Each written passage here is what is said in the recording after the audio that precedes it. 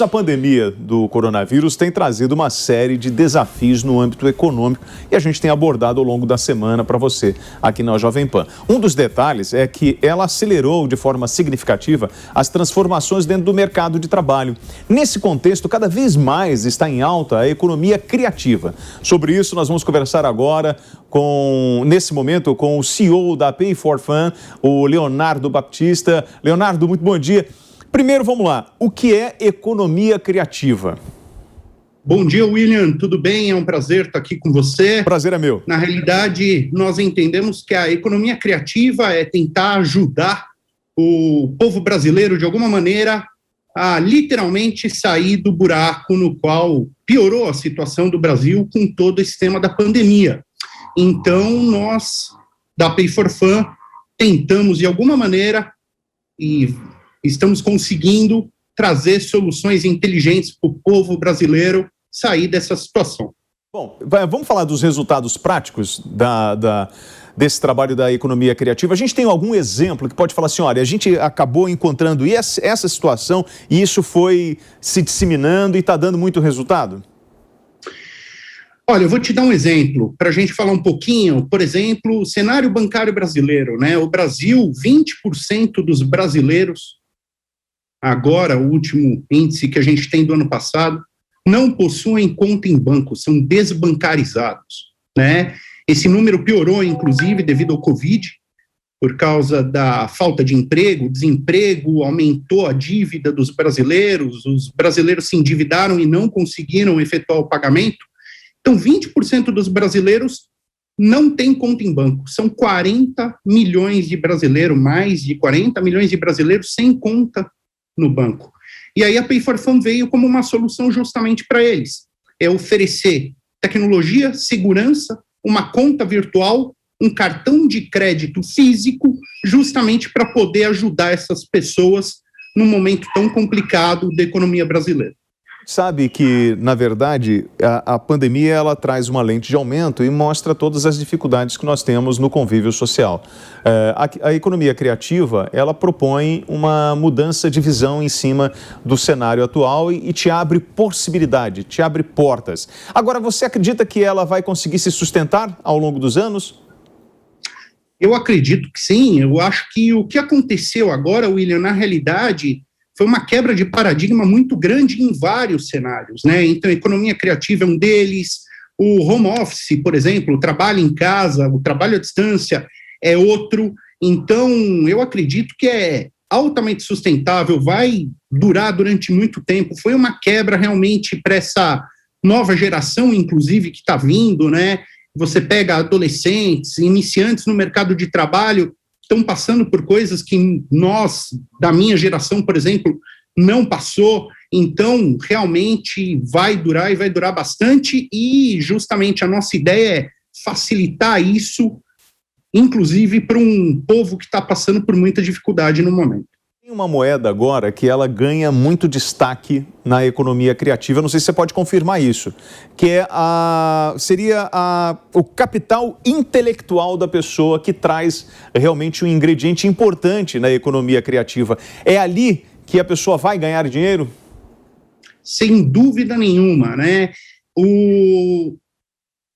Situações difíceis e complexas exigem inteligência para serem solucionadas, né? Então, eu acho que a economia criativa veio e a inteligência está aí comprovando isso. A economia criativa veio justamente para quebrar uma série de problemas que estão acontecendo e que vão continuar, porque mudou, o cenário inteiro mudou. Então, nós sabemos que a solução está aí, a vacina está chegando, esse cenário duro vai realmente mudar e vai melhorar, a gente sabe disso, mas algumas coisas que aconteceram marcaram e vão perdurar. Então, a economia criativa é uma delas e vai sustentar e vai prolongar durante bastante tempo. Para mim, é uma mudança fixa. Tem duas coisas que você falou que me chamou a atenção. Primeiro são a participação dos jovens na economia criativa.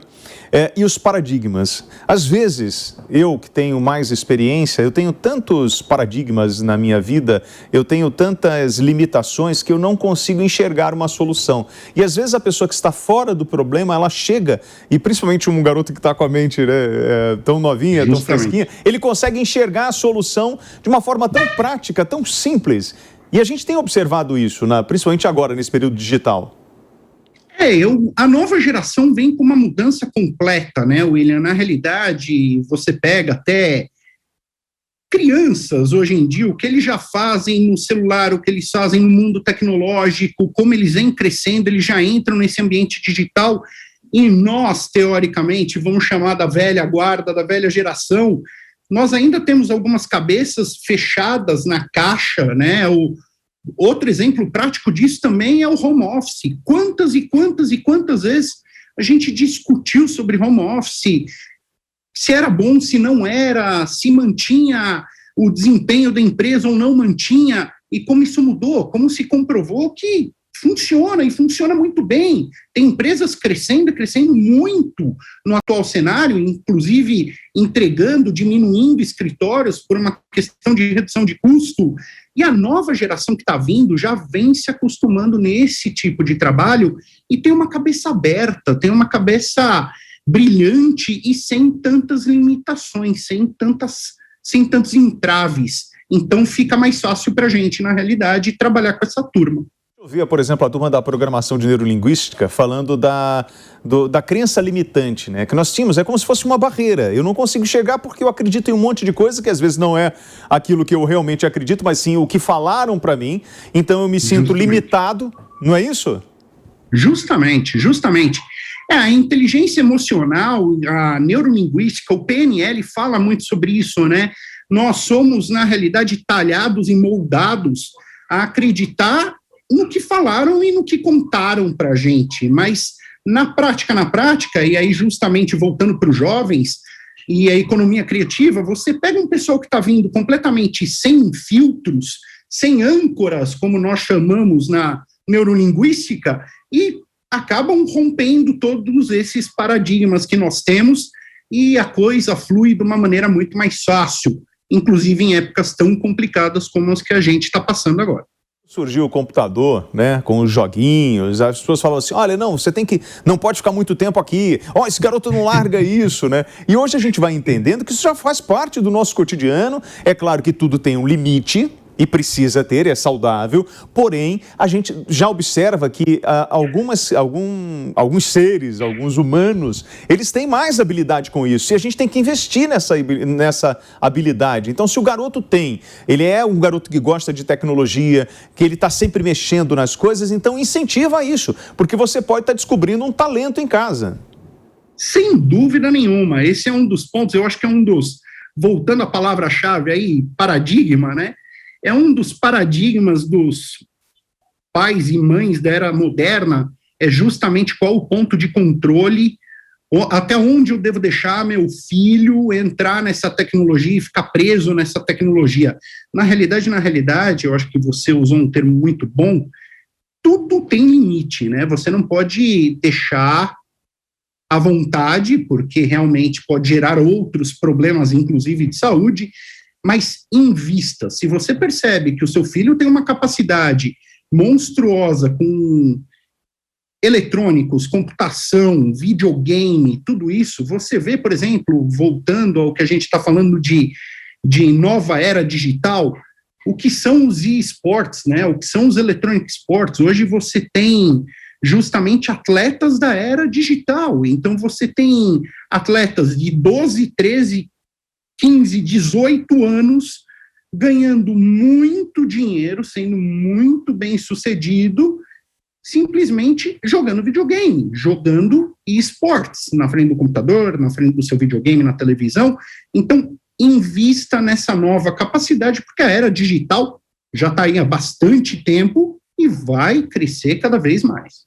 O meu filho não é tecnológico. Coitado, ele não vai conseguir nada na vida. Não é bem assim. Segundo os educadores, para alguns, se o seu filho é bom em exatas, investe em exatas. Se ele é bom em humanas, investe em humanas. Se o seu filho gosta de cantar, de dublar, de fazer... Bom, enfim, investe nisso e acredita e faz ele acreditar. Porque a pior coisa que tem para um ser humano, você pode concordar comigo, é quando você está tão empolgado numa coisa e alguém fala, não vai nisso não, que isso não vai te levar para lugar nenhum. E aí você acaba jogando um banho de água fria naquela pessoa, principalmente numa criança que ainda está em formação. Sem dúvida nenhuma. Na realidade... Eu, particularmente, eu sou fã da educação tecnológica, né? Então, eu mesmo fiz curso técnico no meu colegial. Eu acho que a ideia é você realmente focar e ajudar seu filho na educação de algo que ele realmente goste, que ele ame. Eu levo isso para a minha vida desde a minha adolescência, levo isso hoje na minha vida profissional, no mundo corporativo.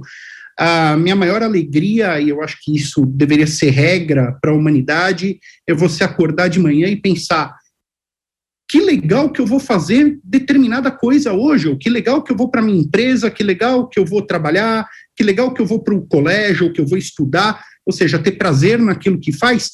E, obviamente, os pais têm a obrigação, né, entre aspas, de justamente incentivar isso nos seus filhos, e apoiar isso. Então, como você mesmo muito bem disse, se teu filho gosta de humanas, incentiva, se teu filho gosta de exatas, incentive, gosta de computador, tecnologia, dê as melhores ferramentas para ele, e esse mercado é um mercado, como a gente sabe, né, William, é um mercado que explodiu e explode cada vez mais, cresce constantemente. Também a gente não pode decretar que esse é um mercado só para jovens.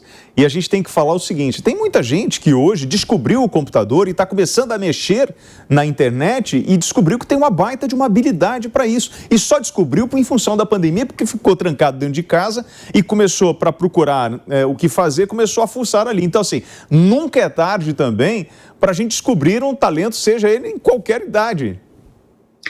Muito bem colocado, William. Na realidade, a Pay for Fun, por exemplo, ela foca muito no atendimento ao cliente, pegar o cliente pela mão. E uma das coisas que nós fizemos recentemente foi uma seleção, nós aumentamos a nossa equipe de atendimento e nós fomos buscar, inclusive, pessoas de 50 anos ou mais para trabalhar conosco.